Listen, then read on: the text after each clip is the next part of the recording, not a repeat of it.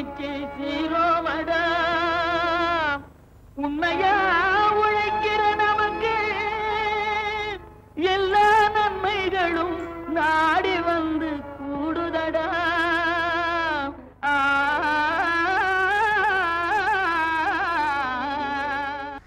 மாத்தி யோசிச்சேங்க பகுதியில் இன்று திரு எஸ் தங்கமணி தன் அனுபவங்களை நம்மோடு பகிர்ந்து கொள்கிறார்.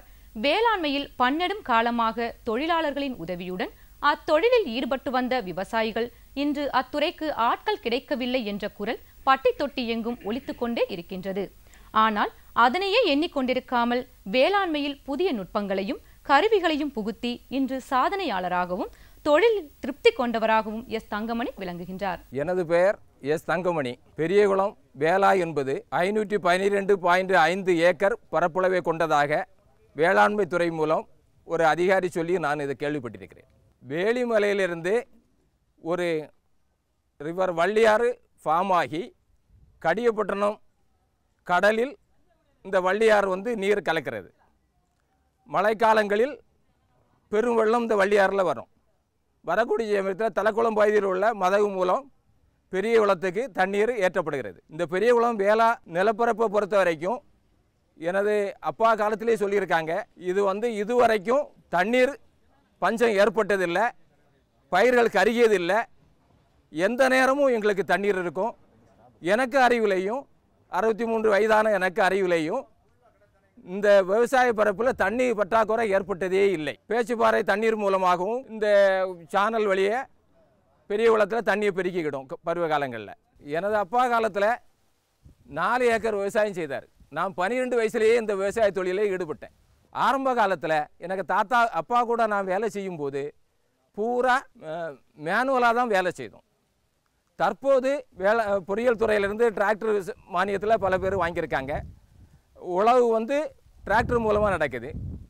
சீர்வரிசை நடவு மிஷின் நடவுன்னுட்டு ஒரு பரப்பற்று கூட்டுறவு வேளாண்மை சங்கம் மூலம் மானியத்தில் சீர் நடவு மிஷின் வாங்கி இப்போ நடவும் இந்த பெரியகுளத்து வேளாயில் நடைமுறைப்படுத்தப்பட்டுள்ளது. இதில் நம்ம டிராக்டரும் நடவு மிஷினும் களை எடுப்பு கருவிகளும் வாரதுக்கு முன்னே லேபர் செலவு ரொம்ப அதிகமாக இருந்தது. அப்போதெல்லாம் விவசாயிகளுக்கு நெல் விலையும் குறைவாக இருந்தது. அப்போ எந்த லாபமும் இல்லை. ஏதோ குடும்ப வயிற்று பிழைப்புக்காக ஏதோ ஒரு வேறு சாதம் சாப்பிட வேண்டும் என்பதற்காக அந்த விவசாயிகள் அன்னைக்கு கஷ்டத்தோடு இந்த விவசாயத்தை பேணி வந்தார்கள். தற்போது ஏக்கருக்கு சுமார் 10,000 வரைக்கும் இந்த வேளாண்மை துறையில் உள்ள சில அபிவிருத்திகளை எந்திர நடவு அப்படி இப்படின்னு கொண்டு வந்ததுனால 10,000 வரைக்கும் லாபம் அதிகமாக கிடைக்கிறது. ஈல்டும் நெல் விளைத்தலும் அதிகரித்துள்ளது. இப்போ 38 குவிண்டால் வரைக்கும் கிடச்சிருக்கு. நானே எடுத்திருக்கேன் எனக்கு வயலில் ஏக்கருக்கு. இந்த மாதிரி அபிவிருத்தினால் அரசினுடைய செயல்பாட்டினால அந்த விவசாய முன்னேற்றங்கள் நல்ல முறையில் வேளாண்மை துறை மூலம் செயல்படுத்தப்பட்டு வருகிறது. தென்னை மரத்தில் ஏறி காய் பறிப்பது, இளநீர் பறிப்பது, மட்டை கிழிப்பது போன்ற பணிகளை செய்வதற்கு ஆட்களை தேடிக்கொண்டும் நேரத்தில் கிடைக்காமையால் தென்னை மரம் வளர்ப்போர் பயனற்று போகின்ற நிலை ஏற்படுகின்றது. எனவே அதனை கருத்தில் கொண்டு வேளாண் துறை தென்னை மரம் ஏறுவதற்கென்றே கருவி ஒன்றை வடிவமைத்து அதனை விவசாயிகளுக்கு மானிய விலையில் கொடுக்கின்றது. அதனை விளக்குகிறார் வேளாண் துறையின் உதவி பொறியாளர் எஸ் பாலகிருஷ்ணன். இந்த வேளாண் பொறியியல் துறை மூலமாக வேளாண்மை இயந்திரமயமாக்கல் திட்டத்தின் கீழ் மரம் ஏறும் கருவி, தென்னை மரம் ஏறும் கருவியை நாங்கள் பயன்படுத்தி வருகிறோம். இது எங்கள் மாவட்டத்தில், குறிப்பாக கன்னியாகுமரி மாவட்டத்தில் விளைபொருட்களில் தேங்காய் முக்கிய பங்கு வகிக்கிறது. இதில் நாங்கள் தென்னை மரத்தில் அதிகமான கூலி ஆட்கள் பற்றாக்குறையின் காரணமாக நாங்கள் இந்த இயந்திரத்தை அறிமுகப்படுத்துகிறோம், துறையின் மூலமாக அறிமுகப்படுத்தி வருகிறோம். இதனுடைய மொத்த விலை 3000 ரூபாய். மானியத்தில் 50% மானியத்தில் 1500 ரூபாய்க்கு வழங்கி வருகிறோம். இதனால் விரைவாகவும் பாதுகாப்பாகவும் இந்த இயந்திரத்தை பயன்படுத்தி நாங்கள் அறுவடை செய்து வருகிறோம். இது விவசாயிகளுக்கு மிகவும் பயனுள்ளதாக உள்ளது. அதே நேரம் விரைவாகவும் நாங்கள் நிறைய மரங்களை காய்களை வெட்டுவதற்கு இதை பயன்படுத்தி வருகிறோம். நீங்கள் பார்த்துட்ருக்கிறது தென்னை மரம் ஏறும் கருவி. இது 2 பிரிவுகளாக இருக்குது. ஒன்று இடது காலமும் ஒன்று வலது காலம் வச்சு பயன்படுத்தணும். இதோடைய முக்கியமாக இதுக்கு ரொம்ப சேஃப்டியாக பாதுகாப்பாகவும் விவசாயிகளுக்கு இருக்கும். இதை இப்போ நீங்கள் தென்னை மரத்தில் ஃபிக்ஸ் பண்ணுறதை நீங்கள் பார்க்க போகிறீங்க. முதல்ல வலது காலம் எடுத்து உள்ள பகுதியை நீங்கள் மாட்டி தென்னை மரத்தில் அந்த பெல்ட்டை இறுக்கமாக நீங்கள் கட்டி ஜாயின் பண்ணிக்கிறீங்க. அடுத்தது இடது கால் பகுதியை நீங்கள் மரத்தோட இணைச்சி இதுக்கு ஒரு ஸ்டெப்பு நீங்கள் கீழே வச்சு இறக்கி வச்சு நீங்கள் ஃபிட் பண்ணிக்கணும். வலது காலுக்கும் இடது காலுக்கும் இடையில் ஒரு ஸ்டெப்பு முன்னாடியும் பின்னாடியும் அதை மேலும் கீழமாக நீங்கள் வர்ற மாதிரி மாட்டிக்கிடணும். அது மரத்தின் தன்மை கேட்க, அதாவது இந்த டயமீட்டர் ஆஃப் அந்த ட்ரீ பொறுத்து நீங்கள் அந்த ரோப்பை அட்ஜஸ்ட் பண்ணி டைட் பண்ணி அந்த ஒரு இது நாப் மாதிரி இருக்குது, அதை நீங்கள் ஒரு லூஸ் பண்ணி ஃபுல்லாக ரோப்பை நல்லா டைட் வச்சுக்கணும். இந்த ரோப்பு எதுக்குன்னா நீங்கள் அந்த மரத்துடைய டயமீட்டர் எவ்வளோ சின்னதாக இருந்தாலும் பெருசாக இருந்தாலும் நீங்கள் டைட் பண்ணிக்கலாம். அந்த மிஷினோட அந்த ஒரு நாப் மாதிரி இருக்கும், அதில் போட்டு நீங்கள் டைட் பண்ணிட்டீங்கன்னா அது இருக்க நீங்கள் மரத்தோடு பிடிச்சிக்கும். முதல்ல வலது காலை பயன்படுத்தி முதல்ல ரைட்டில் உள்ள அந்த இதில் நீங்கள் ஸ்டெப்பில் வச்சுட்டு திரும்ப நீங்கள் இடது காலை எடுத்து வச்சுட்டு அடுத்து வலது காலில் நீங்கள் லூஸ் பண்ணி தூக்கி வைக்கும்போது இறுக்கமாக பிடிச்சிக்கும். அடுத்து இடது காலை லூஸ் பண்ணி தூக்கி வைக்கணும். நம்ம ஒரு 2 இடது கையும் வலது கையும் சைமல்டேஷனாக ஒரு சேர நீங்கள் பயன்படுத்தி கொஞ்சம் ஒவ்வொரு ஸ்டெப்பாக மேலே ஏறணும். ஃபஸ்ட்டு வலது காலை தூக்கி மேலே வச்சுட்டு திரும்ப அதை டைட் பண்ணி விட்டுட்டு இடது காலை லூஸ் பண்ணி நீங்கள் மேலே ஏறணும். ஏறி இப்படி ஒவ்வொரு ஸ்டெப்பாக நீங்கள் மேலே ஏறி காய்களை பறிக்கலாம். இது 2 காலில் மாட்டிருக்கும் ப்ளஸ் 2 கையிலையும் மாட்டிருக்கனால நமக்கு ரொம்ப பாதுகாப்பாகவும் அமையும். இது மரத்தில் ஏறி காய்களை பறிக்கும் போதும் 2 கொலை அல்லது 3 கொலை வெட்டுவாங்க ஒரே நேரத்தில். அந்த கொலைகளை வெட்டி இறக்கின பிறகு நீங்கள் ஒவ்வொரு காலாக முதல்ல இடது காலை லூஸ் பண்ணி கீழே வச்சுட்டு அடுத்தது வலது காலை லூஸ் பண்ணி கீழே வச்சு ஒவ்வொரு ஸ்டெப்பாக நீங்கள் கீழே இறங்கிடலாம். இறங்கி முடித்தோடனே அதே மாதிரி அந்த ரோப்பை நீங்கள் லூஸ் பண்ணி திரும்பவும் அடுத்த மரத்துக்கு எடுத்துகிட்டு போய் திரும்ப மாட்டி திரும்ப அதே மாதிரி சைமல்டே ஒவ்வொரு மரமாக ஏறி விரைவாக நீங்கள் காய் அறுவடை செய்யலாம். ஏறத்தாழ 50% கிராமப்புற மக்களின் வாழ்வாதாரமாக விளங்குவது விவசாயம்தான். மற்ற தொழில்களை ஒப்பிடும் பொழுது வேளாண்மையின் வளர்ச்சி விகிதம் குறைவாகவே உள்ளது. மற்ற துறைகளுக்கு இணையாகவும் உணவு தேவையின் அவசியம் கருதியும் வேளாண்மையை முன்னேற்ற பாதையில் எதிர்கொள்ள வேண்டி மத்திய மாநில அரசு தேசிய வேளாண்மை வளர்ச்சி திட்டத்தின் மூலம் பல்வேறு பணிகளை ஆற்றி வருகிறது. அறுவடைக்கு பிறகு நிலத்தை மேம்படுத்த ஆட்கள் இல்லை, நேர அதிகரிப்பு போன்ற பிரச்சனைகளை விவசாய பெருமக்கள் எதிர்கொள்ள வேண்டி உள்ளது. இச்சிரமத்தினை போக்குவதற்காக வேளாண் பொறியியல் துறை எடுத்த முயற்சிகளில் ஒன்று வேளாண்மையில் இயந்திரமயமாக்கல் என்பதாகும். அவ்வகையில் களை எடுக்கும் இயந்திரத்தின் பயன்பாட்டினை குறித்து விளக்கமளிக்கிறார் கன்னியாகுமரி மாவட்டம் தக்கலை வேளாண் பொறியியல் துறையின் இளநிலை பொறியாளர் திரு MS அமல்ராஜ் அவர்கள்.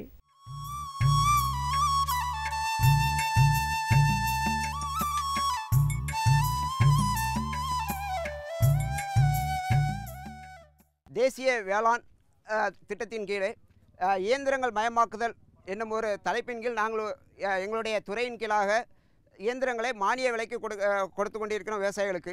இதில் 2 கட்டமாக மானியங்கள் கொடுக்கிறோம். முதலாவது தாழ்த்தப்பட்ட விவசாயிகளுக்கு 60%, அதாவது இந்த நாங்கள் கொடுக்க இந்த நீங்கள் படத்தில் பார்க்கிற இந்த கருவியினுடைய விலை 3,06,000. இந்த கருவியை நாங்கள் தாழ்த்தப்பட்ட விவசாயிகளுக்கு 1,50,000 ரூபாய் மானியத்திலும் பிற விவசாயிகளுக்கு 1,25 லட்சம் மானியத்திலும் நாங்கள் கொடுத்து கொண்டிருக்கிறோம்.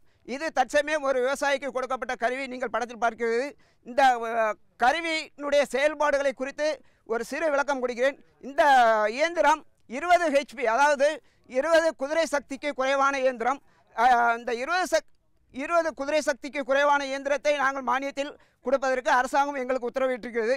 இந்த கருவியினுடைய செயல்பாடுகள் குறித்து பேசும்பொழுது இது மணிக்கு 2 லிட்டர் டீசல் உபயோகத்தில் இருக்கிறது. ஒரு மணிக்கு சுமாராக 1/2 ஏக்கர் உழவக்கூடிய சக்தி கொண்டது.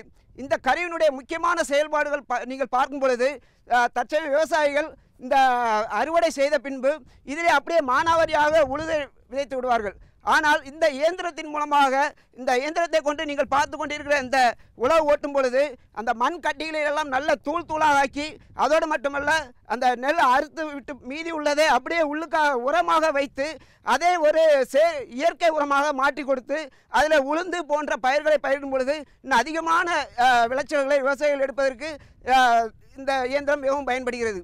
இந்த கருவி நெல் விவசாயத்திற்கு மட்டுமல்லாமல் வறண்ட இடத்திலும் இதை வந்து பயன்படுத்தலாம். உதாரணமாக சொல்லப்போனால் தென்னை தோப்புகளில் வந்து கரை பிடிக்கிறதற்கு, வாழை தோப்புகளில் வாய்க்கால் வெட்டுவதற்கு, இன்னும் அநேகமாக இந்த கருவியில் வந்து அதோடு மட்டுமல்ல விவசாய விளைபொருட்களை கொண்டு செல்வதற்கு ஒரு ட்ரெய்லர் அதை இது கூட இணைத்து கொண்டு போகலாம். இன்னும் உழவு ஓட்டுவதற்கு நம்மளாம் பெரிய இயந்திரங்களை பயன்படுத்தி கொண்டிருக்கிற பெரிய பெரிய டிராக்டர் இந்த சிறிய இயந்திரத்தின் மூலமாக இந்த வீலை கழட்டிவிட்டு உழவு கலப்பையை மாட்டி நம்ம விவசாயத்திற்கு அதை பயன்படுத்தலாம். அதை பயன்படுத்தும் போது பார்த்திங்கன்னா பெரிய விவசாயத்திற்காக பெரிய இடம் தேவைப்படவில்லை. சிறு விவசாயம் இருந்தாலும் கூட ஒரு 2 சென்ட் 3 சென்ட் இருந்தால் கூட இந்த இயந்திரத்தை பயன்படுத்தி இதை நல்லா சுற்றி ஓட்டுவதற்கு ரொம்ப வசதியாக இருக்கும் இந்த இயந்திரம். இந்த இயந்திரத்தை பற்றி இன்னும் சொல்ல போனால் இது விவசாயிகள் ஒரு பெரிய வரப்பிரசாதமான இயந்திரம். இந்த இயந்திரத்தின் மூலமாக இதில் ரொட்டவேட்டர் என்ற ஒரு கருவி இணைக்கப்பட்டிருக்கிறது. இந்த கருவியில் ஒரு 6 கொழுவு மாட்டப்பட்டிருக்கிறது. இந்த கொழுவில் வந்து 28 பற்கள் அதன் உள்ளே இருக்கிறது. இதை நீங்கள் விவசாயம் பண்ணும்போது அந்த தரையிலே உழவு ஓட்டும் பொழுது அந்த உழவினுடைய கடினத்தன்மை உடைக்கப்பட்டு பொடி பொடியாக ஆக்கி இன்னும் விவசாயிகளுக்கு நல்ல அந்த காற்றோட்டம், அந்த பூமியிலே நல்ல காற்றோட்டம் வருவதற்கு இந்த ஒரு இயந்திரம் நல்ல ஒரு தயாரிக்கப்பட்டிருக்கிறது. இந்த இயந்திரத்தின் மூலமாக அநேக விவசாயிகள் இந்த பெரியகுளம் ஏலா, மணவாளக்குறிச்சி பெரியகுளம் ஏலாவில் அநேக விவசாயிகள் மிகவும் பயன்பட்டு கொண்டிருக்கிறார்கள். இன்னும் அநேகம் பேர் வாங்குவதற்கு தயாராகவும் இருக்கிறார்கள். நாங்கள் எங்களுடைய அலுவலகத்தை அணுகும் பொழுது நாங்கள் இந்த அலுவலகம் மூலமாக மானியத்தை கொடுப்பதற்கு நாங்கள் தயாராக இருக்கிறோம். நேயர்களே, இன்றைய நிகழ்ச்சியை பார்த்திருப்பீங்க. நிகழ்ச்சியில் இடம்பெற்ற அத்தனை பகுதிகளும் உங்களுக்கு மிகவும் பயனுள்ளதாக அமைந்திருக்கும் என்று நம்புகிறோம். உங்களது கருத்துகளும் ஆலோசனைகளும் வரவேற்கப்படுகின்றன. எங்களது மின்னஞ்சல் முகவரி dd@agri05chennai@gmail.com. மீண்டும் வெள்ளிக்கிழமை 7:05க்கு சந்திப்போம். நன்றி, வணக்கம்.